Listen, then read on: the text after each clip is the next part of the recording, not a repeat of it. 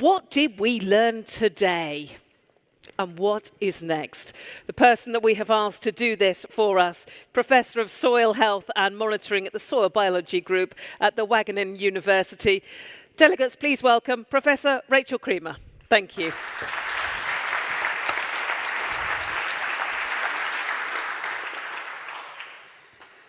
Well, good afternoon, everyone. I hope there's still a little bit of energy in the room. If you want to move around and just move your arms a little bit, get some oxygen moving back in your blood again, I think that would be a great start. I promise to be quick in the summary. I'd like to begin by saying a huge thank you to our Danish hosts and of course also to the European Commission and all the teams that are behind it who put together a really excellent programme the last 2 days. So a big thank you to everyone for that.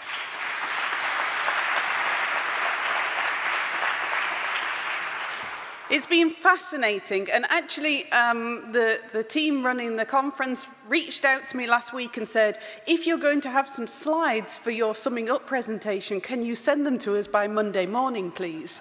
And I was like, okay, this is an interesting one. I've never had to do a sum up where I pre-sent the slides. So I'm going to try and give it a go, but I may just stop using the slides at one point.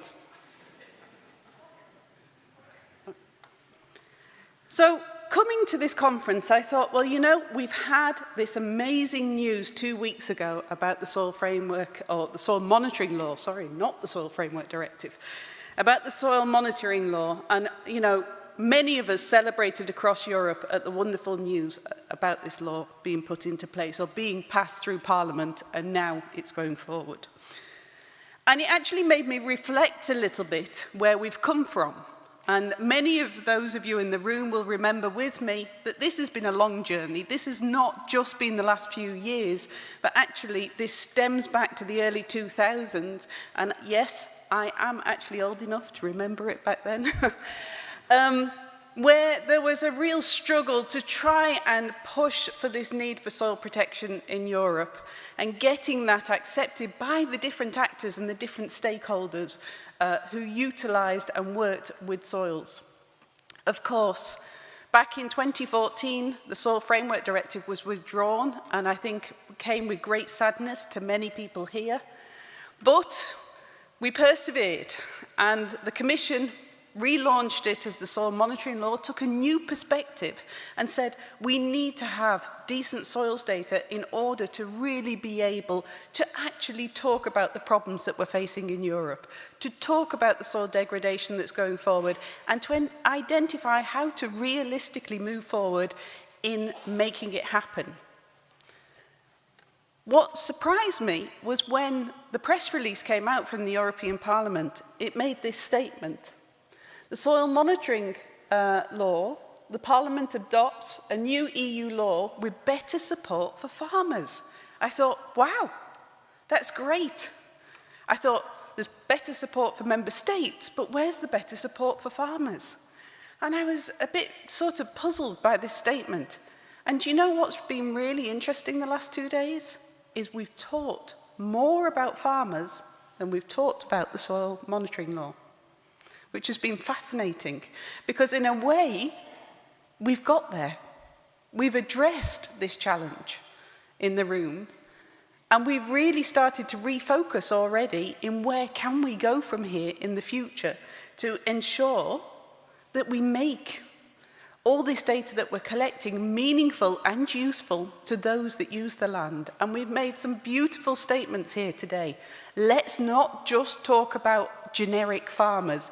Let's recognize the differences in these farmers, in where they come from, both in landscapes, in context, but also in cultural differences, in how they manage the soils themselves.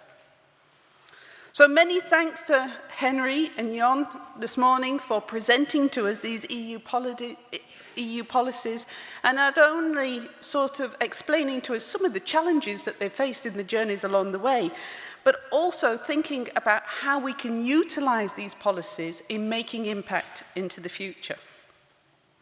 We also heard about Article 11 in the soil monitoring law, which was relatively new on me, and actually I think provides a huge opportunity to provide that support and services to farmers that is now presented in this headline. So let's make this happen. And how can we do that? And I think we can only do that if we do it together. Because what I've heard for the last 2 days over and over again is these discussions that it will only happen if we do it together, if we engage stakeholders, and instead of from a top-down approach, we really think about how we can work at the local level, in these communities, in these districts, to see the priorities and how we can move that forward. So this is actually the icon of the project that I coordinate. It's an EU project called Soil Health Benchmarks, where indeed we're trying to do this. The first step we're taking, and Christina, I think it was you that said this, and I have to say I applaud many of the things you said in the discussion session. We have to listen. I think if there's a message I take away from this meeting, it is we have to listen. Because we're very good as experts in the room to know what we're talking about and to make decisions. But I think in order to really make an impact, we have to listen. And maybe it's in having a cafe where people can come in and talk to you and share with you the challenges and the constraints that they face. Because by listening and understanding, we will really then know how to change and make that impact in terms of sustainable soil management into the future. And when you listen, you hear that actually different actors in the system have different perspectives on soil health. They don't all understand the Soil Monitoring Directive. At European and at member state level, this makes huge amounts of sense. Of course, it helps us recognise the soil degradation taking place across Europe, which we need to identify, and we need to reduce the amount of degradation taking place. But if you start having those conversations about the soil monitoring law, and I have tried this, with farmers, be it organic farmers, climate smart farmers, regenerative farmers, conventional farmers, they say, the what? The soil monitor. Why are we having a soil monitoring law? So why is it useful for them? And that's the conversation you start to need to have. And I think actually Niels and Luis in the panel discussions that you both hosted today, and a huge thank you because they were so interesting, these panel discussions, really exemplified that having these discussions, sitting down and engaging with the different stakeholders, understanding their perspectives, is a critical aspect. So here I have different users of soils, different actors in the system. And one of the things in benchmarks that we really believe in is that first we need to understand the context. And by that I mean where, in what kind of landscape, what are the constraints that they're facing? And maybe that can be informed by the soil monitoring law and the soil degradation platform that's been developed by the JRC, for example. They can understand what are the major limitations in this area. How can we translate that information into understanding what these different stakeholders' individual objectives are? And I can hear people thinking, oh, but we can't do this for every single person. Oh, but I think we can. I think we can because we have living labs being distributed across Europe where we can really start listening and defining the objectives. And once you start to collect this, you will see that the objectives do repeat. But different farmers will have different needs. But overall, we can start to see what are the major needs that are being asked and how do we deal with them. And then we talk about a common language. That's been said over and over again the last 2 days. We need to have a common language. But of course, we have policy speak, I have science speak, and many of the people in this room, and we have land manager speak. And you know, even farmers have different languages. Foresters have different languages to farmers, and certainly urban environments have completely different needs and languages. So how do we work with these different varieties of actors? We can do that by using a language they understand and they implement on a regular basis, which is the practices they apply. So how can we translate the objectives that they have in terms of their system, in terms of their constraints, into practices they can apply? And then, when we've done all that, which was actually just a conversation and listening and learning, then we can talk about indicators. That's when the scientists can come in and do their job. And we have ways and means of doing that, but that comes far down the line. Oops, sorry, I went backwards. So we built some models to help do that, and I'm not going to go into the science behind it. But the other thing we did was we started talking to the different actors. And I'm just going to take one aspect, which is water regulation. Each of these different actors have different purposes. A local soil management decision maker, so a farmer, a forester, in an urban situation, will have very practical questions. How can I reduce the amount of runoff that I'm experiencing, or the ponding that's taking place in my field, which I've only noticed happening in the last couple of years? I didn't notice it before then.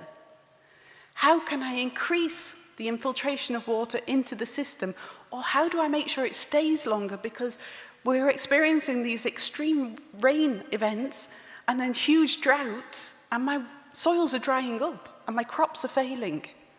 We can now connect that to indicators. We can now start to tell them what practices will help with that and how to measure the success of the practice and whether you're getting better infiltration over time. So we can do all this. But at a value chain level, they have different questions, and I won't go through them all, but just to show there are different needs and different perspectives if you listen. So today we had some amazing talks, and I would really like to thank the keynote speakers that we had here. We talked about engagement, about understanding the needs of different stakeholders. We talked about monitoring and how to bring that together, utilizing large data sets and being able to do it in digital formats. But Rainer also made the comment in the discussion panel with Niels to also not forget that local knowledge. And I think that came back again in the discussion that we just had with the panel now. Yes, we can utilize these large data sets, and yes, these are resources we must use going forward. But the local knowledge, the local understanding is absolutely critical. And that's why having these living labs is so important, by bringing those local actors together. It will never be achieved by just trying to do it at a high level. So I'm going to bring it to an end. I'm going to say that I've learned a lot talking to many people the last 2 days, and a huge, huge thank you again for hosting, for organizing. It's not an easy job, I'm quite sure. But actually, most importantly, a big thank you to all the panel speakers, because I really think the discussions that we've had on the tripartite arrangement that we have here in Denmark has been fascinating. We've learned so much from the examples being applied in Denmark, from the living labs and the work that's being done. That is really tremendous. And I really think we should give these speakers one more applause. Thank you.